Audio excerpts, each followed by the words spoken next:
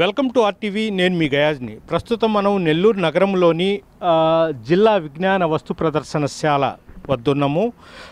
అంటే సహజంగా పగలు చిన్నదిగాను రాత్రి ఎక్కువగాను ఉంటుంది. అసలు ఏంటి, ఎందువలన ఈ కాలంలో పగలు చిన్నదిగా అదేవిధంగా రాత్రి ఎక్కువగా ఎందుకుంటుంది అనే తెలుసుకునేందుకు క్యూరేటర్ మన సుబ్రహ్మణ్యం గారు ప్రస్తుతం మనతో ఉన్నారో ఎంతో మాట్లాడదాం.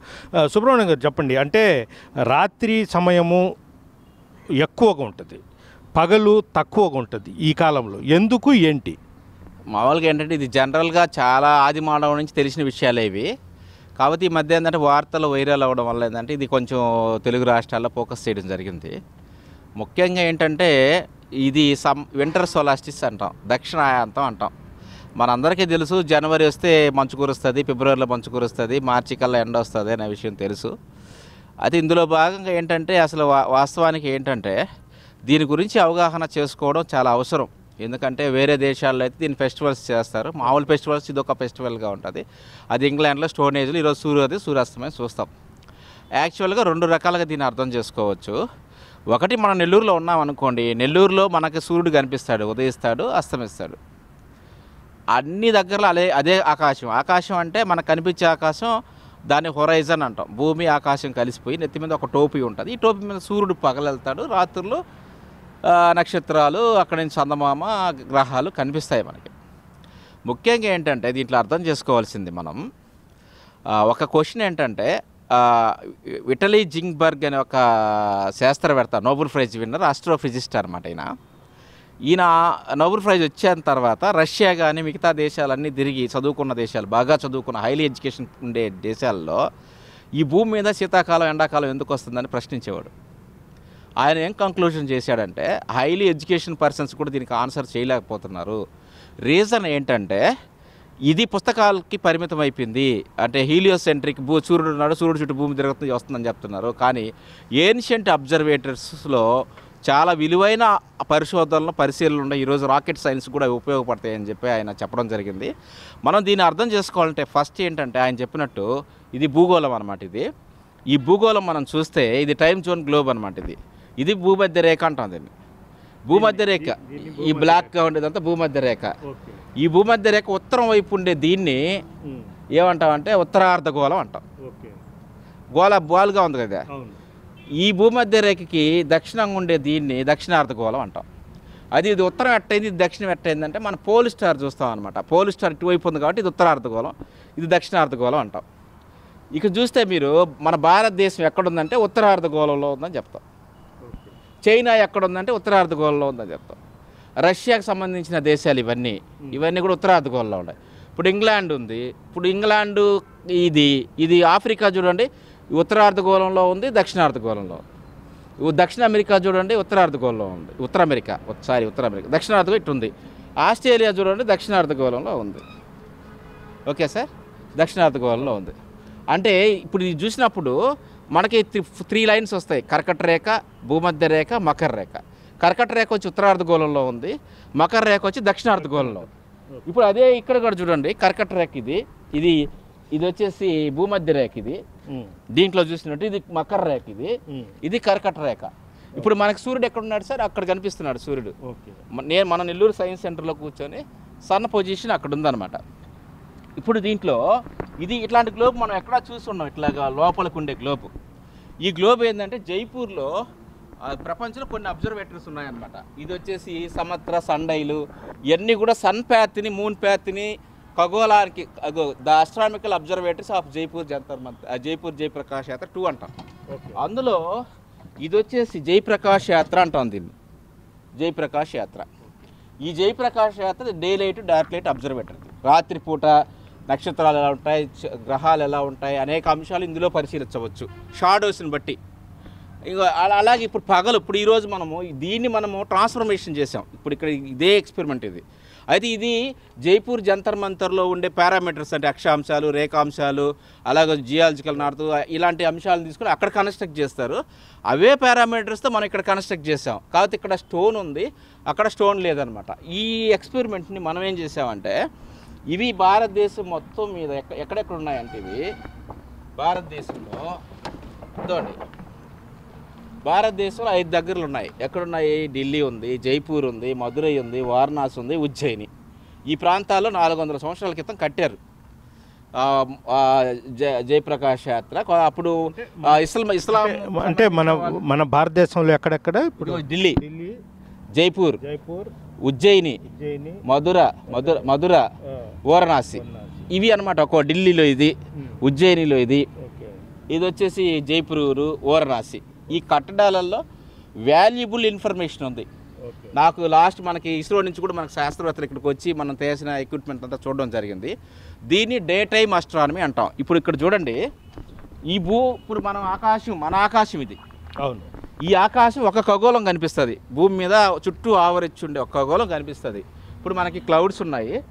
ఇది ఏంటంటే దీని కంపాస్ ఉంది కదా ఇక్కడ, ఈ కంపాస్ని మనము నార్త్ వైపు పెట్టాం.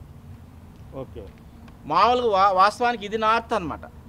ఈ భూగోళంలో వచ్చి ఇది నార్త్ అవుద్ది, ఇది ఈస్ట్ అనమాట. మనకి ఇది ఈస్ట్ అవుద్ది. అంటే సూర్యుడు మనకు తూర్పును ఉదయిస్తే ఈ టార్గెట్ వచ్చి మనకి ఇటు పశ్చిమాన పడుతుంది. అప్పుడు దీంట్లో ఉండే మ్యాప్ కూడా నెల్లూరుని సెంటర్ చేసి ఇటు అతికిచ్చామన్నమాట. ఇది తూర్పుకి, ఇది పశ్చిమానికి. ఇప్పుడు మనకు సన్లైట్ వస్తే ఈ టార్గెట్ మన పుస్తకాలు చదువుకుంటాం కదా, డిసెంబర్ 21 ఈరోజు మకర రేఖ మీద సూర్యకిరణాలు లంబంగా వెళ్తాయని చదువుకుంటాం. దీన్ని వాట్ ఆర్ ద సోర్స్, ఎట్ట చూసావు? భూమి మీద మనం ఎక్కడో చిన్న ప్రదేశంలో ఉన్నాం కదా, మనకు కనిపించే ఆకాశం ఇది కదా, ఆకాశంలో సూర్యుడు అక్కడ ఉన్నాడు కదా, ఎలాగ కనుక్కున్నాడు మనిషి? అప్పుడు శాటిలైట్లు, పెద్ద పెద్ద ఎక్విప్మెంట్ లేదంటే ఇలాంటి పరికరం ద్వారా మనం ఇప్పుడు సన్లైట్ వస్తే చూడొచ్చు. అంటే దీని మీద సూర్యకిరణాలు లంబంగా వెళ్ళాయంటే ఉత్తరార్ధగోళం వాళ్ళకి చలికాలం మొదలవుతుందని అర్థం. అంటే దీని మీద సూర్యకిరణాలు వెళ్ళేటప్పుడు ఉత్తరార్ధగోళంలోకి రాత్రి సమయం పెరుగుతూ పెరుగుతూ పెరుగుతూ పెరుగుతూ అడగబోయి ఆగిపోద్ది. అర్థమైంది సార్? అక్కడి నుంచి బ్యాక్ అవుతుంది మరి సన్ను. అప్పుడు రాత్రి సమయం తగ్గుతూ తగ్గుతూ ఇటు వస్తుంది అనమాట. అంటే ఇప్పుడు మనం ఇక్కడ ఇండియాలో ఉన్నాం కదా, ఇండియా వాళ్ళకి 11 గంటల పగలు ఉంటుంది, మిగతా వాళ్ళకి చీకటి ఉంటుంది.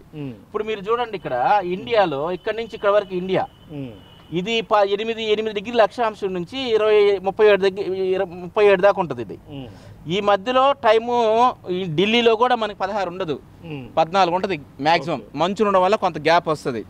అంటే మనం ఇటు నుంచి అంటే ఈ గ్లోబ్లో చూస్తే భూమధ్య రేఖ నుంచి ఇండియా నుంచి పైకి వెళ్తూ ఉన్నాం అనుకో. ఇప్పుడు డిసెంబర్లో ఒక ఏరోప్లేన్ లాగా వెళ్ళాం అనుకో, ఇక్కడ వచ్చేసి ఈ భూమధ్య రేఖ 12 గంటల పగలు 12 గంటల రాత్రి ఉంటుంది. మనం కొంచెం పైకి వెళ్ళినప్పుడు 13 గంటల రాత్రి అవుతుంది. ఇంకొంచెం పైకి వెళ్ళినప్పుడు 14 గంటలు అవుతుంది. అంటే ఇక్కడ 14 గంటలు దాటాం. అటు వెళ్ళే కొంచెం 16 గంటలు. అంటే ఇదిగో ఇక్కడ ఉన్నాయి కదా, ఈ దేశాలు ఉన్నాయి కదా, అంటే మాస్కో ఈ ఏరియాలో 16 గంటలు ఉంటుంది. ఇంగ్లాండ్లో కూడా అట్లాగే ఉంటుంది, జర్మనీ, ఫిన్లాండ్ ఈ ఏరియాలో ఉంటుంది. ఇక్కడికి వెళ్ళిపోయామనికి ఈ గ్రేట్ సర్కిల్ అంటాం దీన్ని. ఈ గ్రేట్ సర్కిల్ ఏంటంటే మనం ఈ పాయింట్ని బేస్ చేసినప్పుడు, ఇక్కడ ఈ పాయింట్ని వేసినప్పుడు ఈ ఏరియా కనిపిస్తుంది అన్నమాట మనకి. అంటే ఇక్కడ 6 నెలల పగలు ఉంటుంది. ఇక్కడ ఈ పాయింట్ దాటి అంతా చీకటి ఉంటుంది, ఈ ఏరియా అంతా చీకటి. ఇప్పుడు ఏమవుతుంది, ఇక్కడికి వెళ్ళేసరికి 6 నెలలు చీకటి అయిపోతుంది. అంటే ఈ ప్లేస్ దాటే కొద్ది 1 మంత్ చీకటి ఉంటుంది, 2 నెలలు ఉంటుంది, 3 నెలలు ఎడికి 6 నెలలు చీకటి. దీనికి ఆపోజిట్లు ఇక్కడికి వచ్చామనుకో, ఇక్కడ 6 నెలల పగలు ఉంటుంది.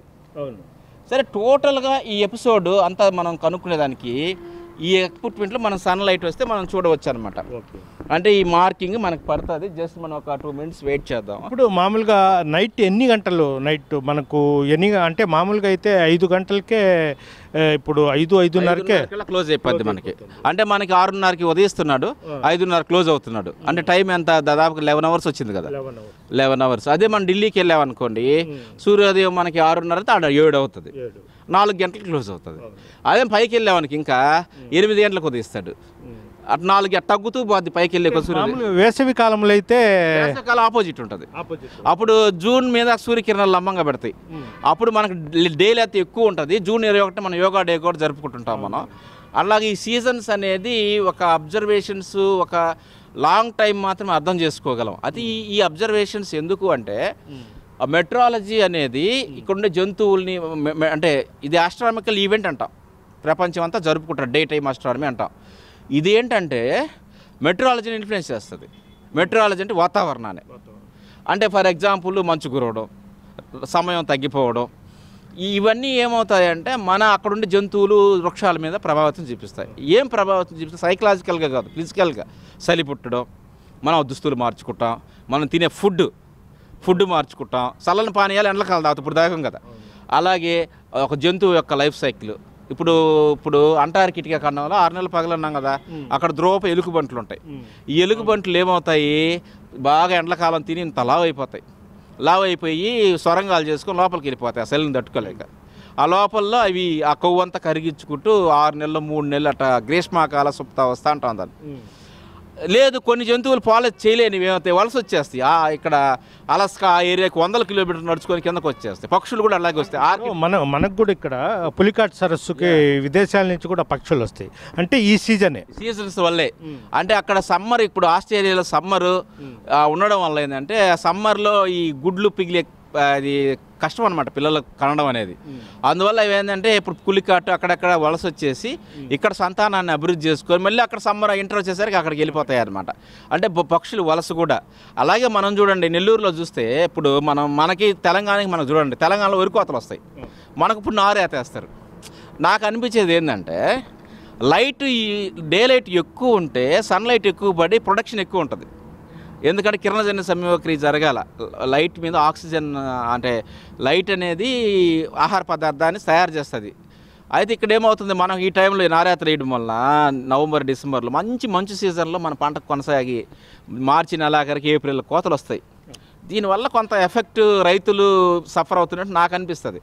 అదే మనకి ఇంత పెద్ద సోమశేల ఉన్నది కదా, సోమశేలని సరిగా యూటిలైజ్ చేసుకోవడం లేదు.